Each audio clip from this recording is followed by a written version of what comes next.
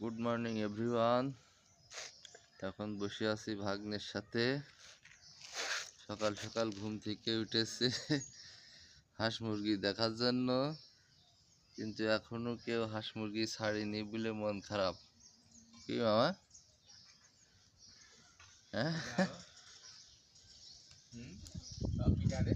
এই যে ছোট বোনের ছেলে,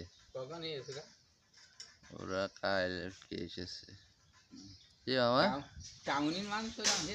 এইদিকে তাকাও, এই দেখো এইদিকে তাকাও।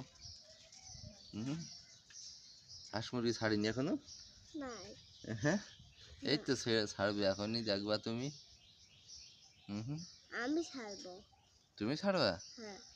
ও আচ্ছা, ঠিক আছে, তাহলে চলো আবার বাসায় যেয়ে হাঁস মুরগি সাথে করে নিয়ে আসি। না, এমনি তাকাও, টাটা দিয়ে দাও একটা।